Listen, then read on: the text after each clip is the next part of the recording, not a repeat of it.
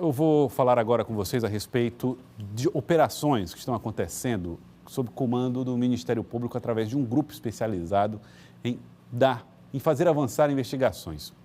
O Ministério Público está levando muito a sério esse papel investigativo e esse grupo tem papel predominante, desempenha um papel muito predominante nessa atribuição do Ministério Público. Nós estamos aqui com o Dr. Rômulo Cordão, que é o coordenador do GAECO. Doutor, seja bem-vindo aqui ao Jornal do Piauí. E o GAECO já abriu investigações aí que tiveram bastante repercussão. É o caso do ILCAP, da escamoteamento e de outras investigações, algumas delas um trabalho muito específico, inclusive de proteção ao patrimônio público, ao dinheiro público, doutor Rômulo. Antes de mais nada, boa tarde para o senhor. E eu queria saber o que é que o GAECO representa nesse papel do Ministério Público de avançar em investigações como essas. Boa tarde a todos. O GAECO é uma instituição, é um órgão que está dentro do Ministério Público que tem uma função primordial, que é justamente dar vazão, né, às demandas que nos chegam, no sentido de coibir, de atuar contra o crime organizado, né?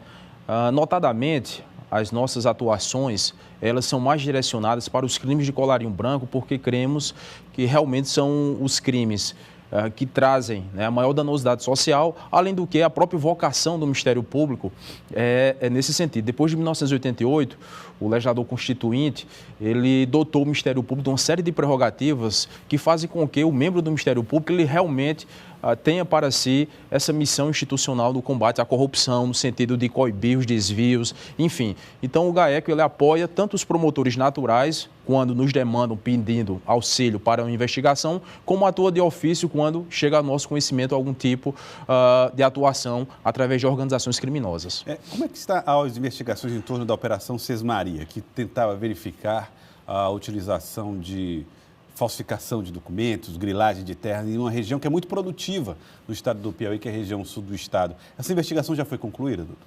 A investigação Sesmaria, uma parte já foi concluída. O promotor natural que atuou conosco, o de Canto do Buriti, doutor José William, já fez algumas denúncias, né? Mas, como você mesmo mencionou, devido à amplitude, né, dos fatos que pegam uma grande parte do estado do Piauí, nessa questão da grilagem, essa questão de cartórios, enfim, tudo isso. Então, há outras investigações que foram abertas e outras que serão abertas também nesse sentido.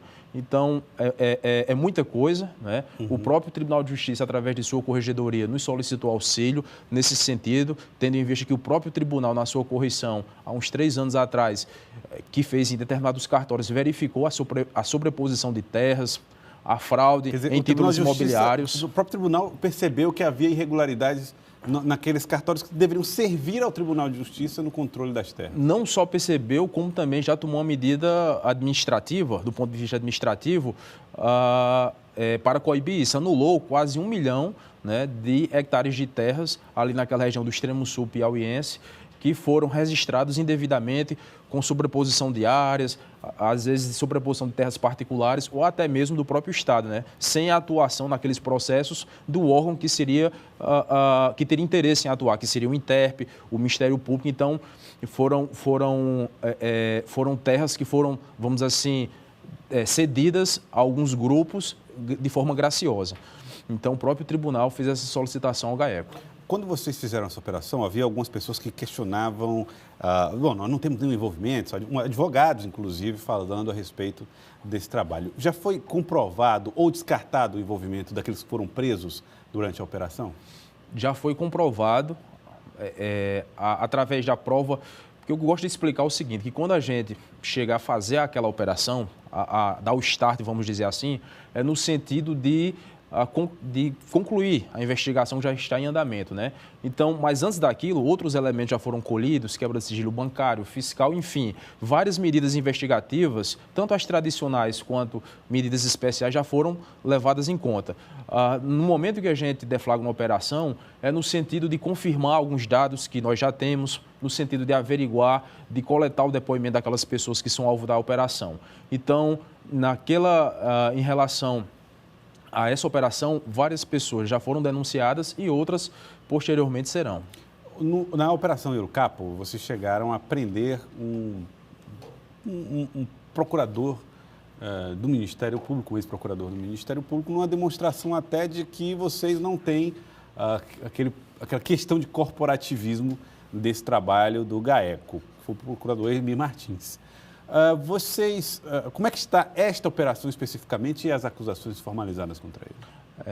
O Ministério Público, como instituição republicana que é e que tem até a missão de fiscalizar outros órgãos e outras instituições, não poderia deixar que na sua própria casa acontecessem fatos dessa natureza ilícitos e deixassem impunes. Então, independentemente de quem pratica, o Ministério Público está vigilante em relação a isso. Inclusive, o próprio CNMP, o Conselho Nacional do Ministério Público, cobrava uma atuação nesse sentido. Quanto à questão do processo em si, todos foram denunciados. Posteriormente, antes dessa denúncia, na verdade, veio um liminar do Tribunal de Justiça que suspendeu a investigação, né? Mas a investigação já estava concluída, terminada, e foram denunciados. Posteriormente, houve uma suspensão, né, sobre a alegação da defesa de que teriam pessoas com prerrogativa de foro que estavam sendo investigadas, mas não havia nenhuma pessoa com prerrogativa de foro investigada. A pessoa que havia, ela deteve prerrogativa de foro, que era o senhor Hermir, que foi procurador-geral, mas a partir do momento que é aposentado, deixa de ter essa prerrogativa, não havia nenhuma outra pessoa com prerrogativa de foro, tanto assim é que o próprio Procurador-Geral de Justiça atual, doutor Cleandro, fez um pedido, uma petição, solicitando que os autos baixassem do tribunal para a instância de origem, para o juiz de primeiro grau, para que o processo transcorra, para que ele transcorra normalmente como tem que ser, né? Porque evidentemente não tem. E a última palavra acerca se há pessoas investigadas com foro ou não é justamente do chefe da instituição do Ministério Público, que é o doutor Cleandro, que assim o fez. Então nós estamos aguardando que o Tribunal de Justiça devolva os autos ao juiz de primeiro grau para que, já que já foi denunciado, que a instrução corra normalmente com a oitiva das pessoas e das testemunhas. Essa demora de devolução para a primeira instância, o senhor acredita que pode prorrogar ou fazer demorar a justiça nesse caso? Nós nos preocupamos muito, tendo em vista que há prazos que devem ser respeitados, notadamente a questão dos crimes que são imputados ao Instituto da Prescrição, ou seja, há um determinado tempo para que sofra eventual condenação, sob pena de não poder mais executá-la. O fato dele já ter idade acima dos 60 anos, isso faz com que a prescrição seja, o tempo de prescrição seja menor? Sim, nossa lei prevê que acima dos 70 anos, quando há condenação, a prescrição, o prazo prescricional cai pela metade. Então, é mais um dos motivos da nossa preocupação no processo de encaminhamento. Mas aí haverá nova contagem de prazo, ou não? Na medida que ele já foi denunciado? Já foi denunciado. Então, a partir do momento que é denunciado, né, há a suspensão do prazo prescricional. Mas a questão é a seguinte: posteriormente, sendo condenado, então a prescrição vai ser analisada pela pena aplicada, pela pena em concreto. Então, vamos dizer, determinada pena que prescreve em 8 anos. Tendo mais de 70 anos, aquela prescrição que se daria em 8 anos cai para 4 anos, cai pela metade. Se no momento da decisão o réu tiver mais de 70 anos de idade. Ou seja, ele é analisado no momento da decisão, da condenação. Aí é que é feita a contagem, daí porque vocês têm pressa para que o caso seja E aí analisado. Essa prescrição corre de forma retroativa. Como é que ele atuava, segundo o Ministério Público? Olha, a questão era, como a gente estava visualizando, a questão de desvio do dinheiro da própria instituição, né, através de pessoas interpostas, de parentes, enfim. O modus operandi era esse, através de uma falsificação da folha de pagamento que ia para o Tribunal de Contas, né, e uma folha paralela que era realmente a folha que tinha a contabilidade correta, ou seja, aquelas pessoas que recebiam o que não deveria receber, né? Para o Tribunal de Contas havia aí um arranjo, um floreio para que não despertasse a atenção dos órgãos de controle. E você não tem dúvida de que ele operava esse?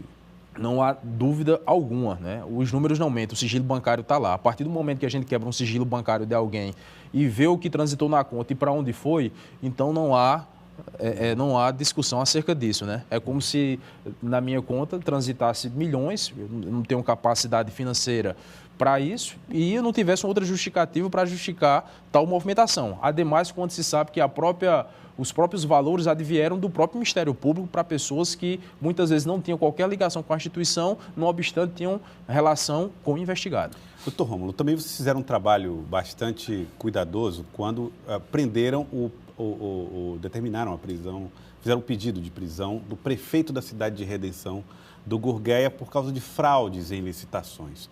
Aproveito para perguntar para o senhor o seguinte: como é que o senhor avalia os nossos órgãos de controle e a nossa lei de licitação? Existem muitas dificuldades de fazer valer o interesse, a proteção do erário quando o assunto é licitação? Sim. Os órgãos de controle vêm atuando de uns tempos para cá, né? De forma bastante integrada. A gente tem atuado de forma conjunta, tanto que existe aqui no Piauí a rede de controle, que é formada pelo Ministério Público Estadual, Ministério Público Federal, Tribunal de Contas da União, Tribunal de Contas do Estado, Controladoria Geral da União, Polícia Federal, Polícia Civil, ou seja, todos esses órgãos com o fim, convergindo para cada um em sua área do conhecimento, na sua expertise, fazer com que a gente tanto preveja, né, visualize um possível ilícito que vai ocorrer, como também atue de forma repressiva, ou seja, a gente atua de forma preventiva e repressiva. Então, respondendo à primeira pergunta, a atuação dos órgãos de controle é importantíssima. Muito embora isso, devido a uma série de questões, a questão do tamanho do Estado, a questão muitas vezes da ausência de uma fiscalização no próprio município através da controladoria interna, enfim, abre espaço e esse espaço vazio acaba sendo ocupado por pessoas inescrupulosas nesse sentido de praticar esses atos.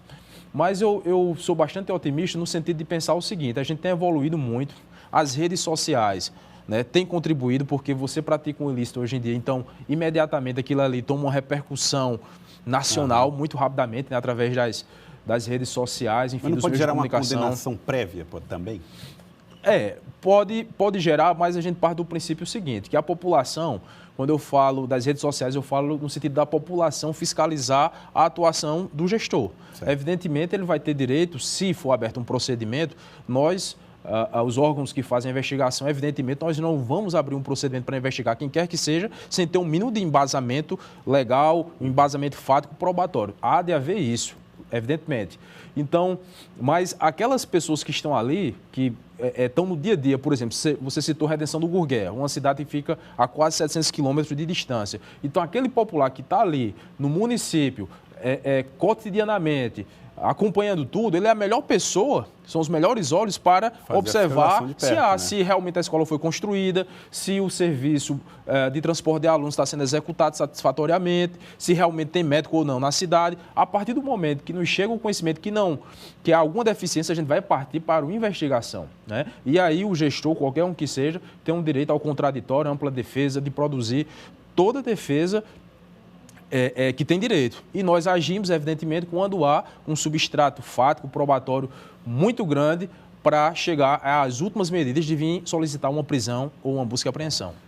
O senhor, recentemente, houve um trabalho, uma iniciativa de algumas, até do ponto de vista legal, de tentar evitar que o Ministério Público tivesse um caráter investigativo, né? Que tivesse essa estrutura, por exemplo, como tem hoje o GAECO, de fazer o trabalho de investigação.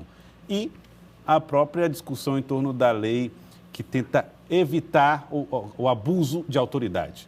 Como é que o senhor tem visto esses posicionamentos e como isso prejudicaria o Ministério Público em investigações importantes, como as que foram feitas aqui pelo GAECO e as que são feitas em nível nacional pela Lava Jato? Nós temos que observar o contexto que nós estamos vivendo no Brasil, né?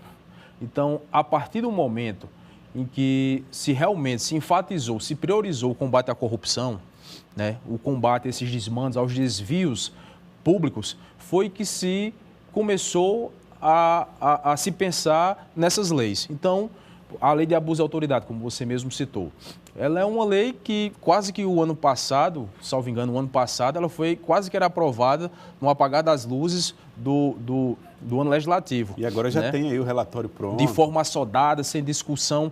Então, isso merece uma reflexão. Por quê? Porque agora vim se discutir essas questões e se discutir, entre aspas, se colocar em votação sem uma discussão efetiva por parte da sociedade. Eu não tenho dúvidas nenhuma que isso cheira a retaliação por conta da atuação que vem tendo a Lava Jato no Brasil, né? É uma forma de inibir o poder de investigação do Ministério Público, das polícias, dos órgãos de controle, como vem acontecendo no Brasil afora. Então, a gente vê isso com bastante preocupação. A sociedade tem que que estar de olho, tem que estar vigilante para essas mudanças assodadas no plano legislativo, né? Essas mudanças repentinas e refletirem a troco de quê? O que é que está por trás disso?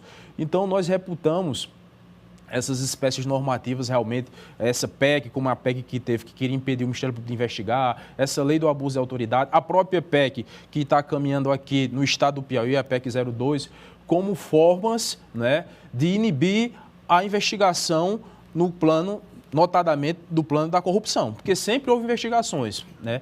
Mas a partir do momento que se parte para determinadas investigações e que há pessoas, autoridades que eventualmente possam ser atingidas por essas investigações, então você vê toda uma articulação, um conluio no sentido de combater, de inibir a atuação do Ministério Público. Tá certo. Doutor Rômulo, muito obrigado pela presença aqui no Jornal do Piauí, prazer conhecê-lo. Eu que agradeço. Coordenador do GAECO, que é o grupo especializado em combater o crime organizado pelo Ministério Público. Muito obrigado, doutor. Eu que agradeço o espaço e dizer que o Ministério Público está à disposição de toda a sociedade, no sentido de prestar e de fiscalizar da melhor forma possível a prestação do serviço público. Muito obrigado, doutor Rômulo.